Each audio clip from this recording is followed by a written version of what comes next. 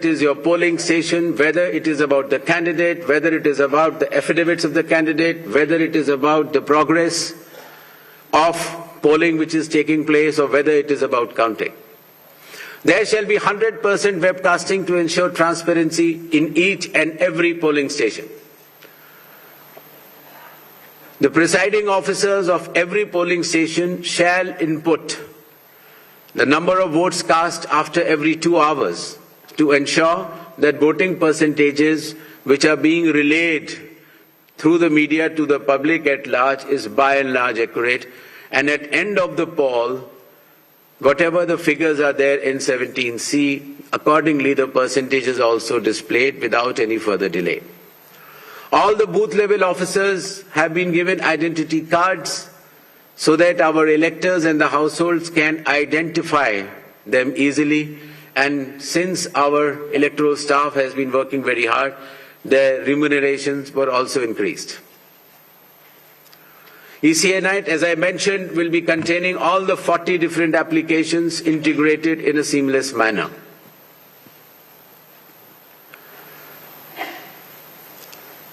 In another initiative to enhance transparency, the postal ballots will be counted 2 rounds before the EVMs. Similarly, all the statistics relating to the elections shall be available through ECI Net itself within 72 hours of counting being over.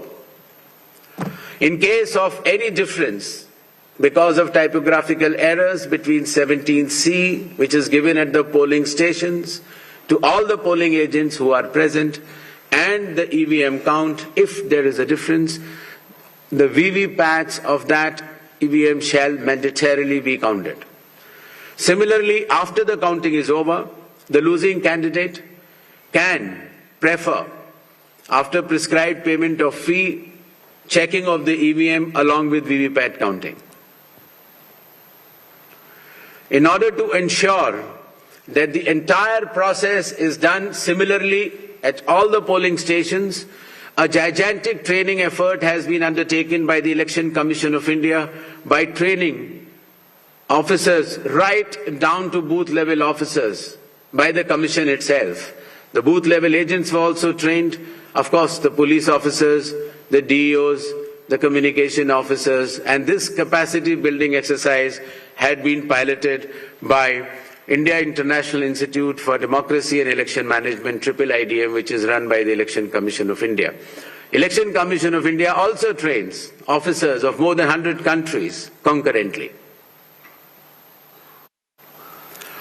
In order to have a substantial dialogue and engagement with the stakeholders, the Commission adopted a consultative and collaborative approach by which more than 4,700 all-party meetings were held by all the returning officers, DEOs and CEOs of this country.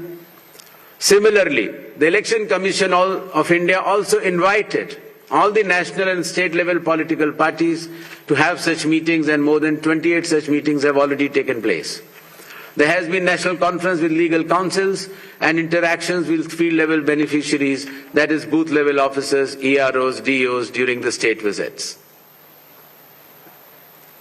There have been other host of new initiatives which have been mentioned here, totaling to number 30. These slides will be there, and the Commission has been extremely proactive, transparent, efficient and consultative in its approach to ensure that the experience of election is much, much more pleasant to our prime stakeholder, that is the elector. Considering that India has been the mother of democracies and the largest of them all, with the most transparent elections taking place, the international idea is now currently being chaired by India. We also held an international conference with more than 70 countries. Next. Where the chief electoral officers from those countries has participated recently.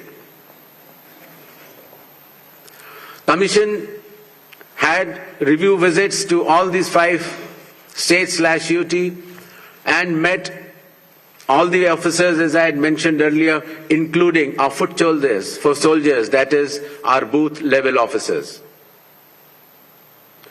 Clear directions have been issued to all the enforcement agencies, nearly 24 of them, that elections in these states and UT shall be inducement-free and violence-free. Directions have been issued to the collectors and the SPs that they have to act with complete impartiality and enforce the rule of law. The observers which will be visiting the states, their details should be made public, and any fake news on social media should be strictly monitored and necessary action taken.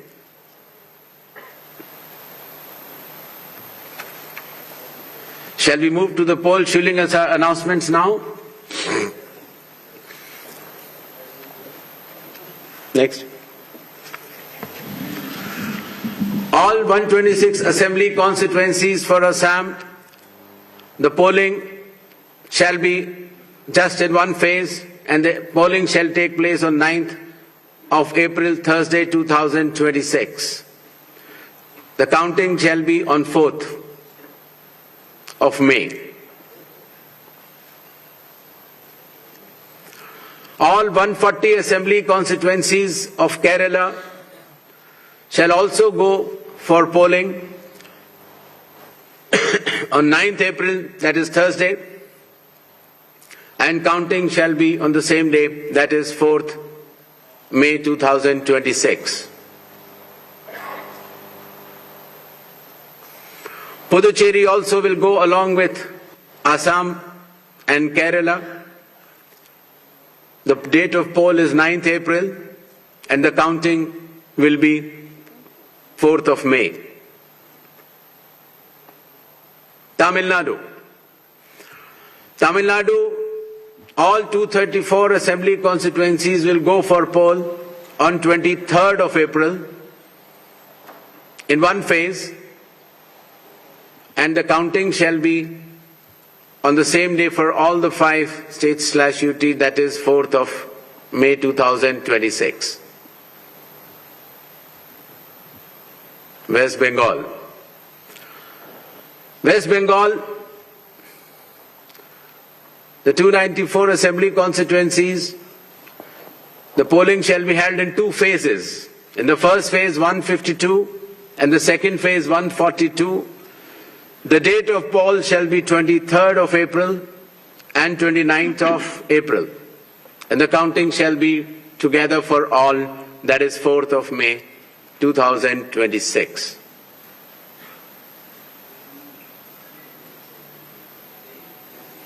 There will be 8 by-elections also, that is Goa, Gujarat, Karnataka, Maharashtra, Nagaland and Tripura. The name of the constituencies are mentioned here and the reasons which will be circulated to you. And the schedule would be that the assembly constituencies for Goa, Karnataka, Nagaland and Tripura will be held, the polling will be held on 9th of April, and for the assembly constituencies of Gujarat and Maharashtra on 23rd. The counting shall be on 4th of May for all the cases. Thank you.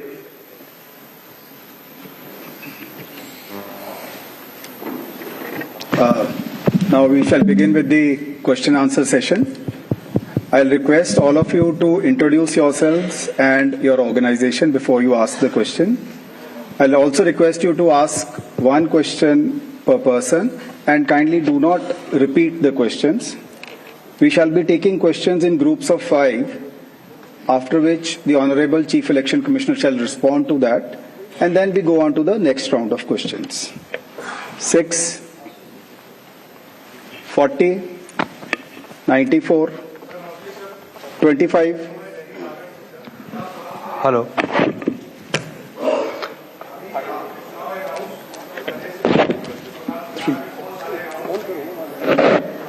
3.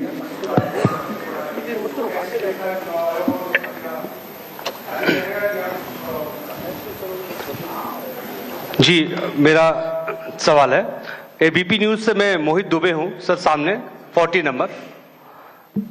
Sir, मेरा सवाल आपसे ये है कि पिछली बार पश्चिम बंगाल विधानसभा चुनाव 8 चरणों में कराया गया था और इस बार आप 2 चरणों में करवाने जा रहे हैं। इसके पीछे क्या रीजन है? क्या आपने ऐसी तैयारी कर ली कि 2 ही चरणों में आप करवाने जा रहे हैं? और एक इसी से संबंधित दूसरा सवाल है कि तमाम विपक्षी दल जो हैं, अपोजिशन जो हैं, वो आप पे निशाना साधते हुए नजर आ रहे हैं। आप पे आरोप ये लगाते हैं कि आप भारतीय जनता पार्टी के लिए काम कर रहे हैं, तो उन विपक्षी दलों को आप क्या जवाब देंगे? और आप इकलौते मुख्य चुनाव आयुक्त हैं जिसके खिलाफ लोकसभा राज्यसभा में महाभियोग का नोटिस भी दिया गया है, तो आप जो नोटिस दिया गया है उसको लेकर आप क्या जवाब देंगे? Thank you. Sir, this side Harsha from Republic TV. Sir, my first question, sir, earlier this week you had sought the list of police officials during whose presence the post-poll violence took place in the year 2021 in West Bengal. So what's the status of it? And sir, whether those police officials will be deployed in the polling state in West Bengal during election or not? So second one, so when can we expect the supplementary list? Sir, already 15 lakh have been disposed from the adjudication list. When can we expect the supplementary list? Neeraj. Sir, Neeraj हूँ news 18 India से। हमारा सवाल यह है कि मैं उसी को आगे सवाल बढ़ा रहा हूँ जो महाभियोग को लेकर नोटिस दिया गया है संसद में, और ऐसे वक्त में 5 राज्यों के विधानसभा चुनाव की घोषणा भी हो रही है। बंगाल में टीएमसी की तरफ से सवाल ज्यादा खड़े किए गए हाल के दिनों में, तो ऐसे तमाम विपक्षी दल जिन्होंने नोटिस दिया है उनके लिए आपका क्या मैसेज है? क्योंकि चुनाव की प्रक्रिया में आप खुद कहते हैं कि फ्री एंड फेयर इलेक्शन होंगे, तो विपक्ष के लोगों को क्या कहेंगे?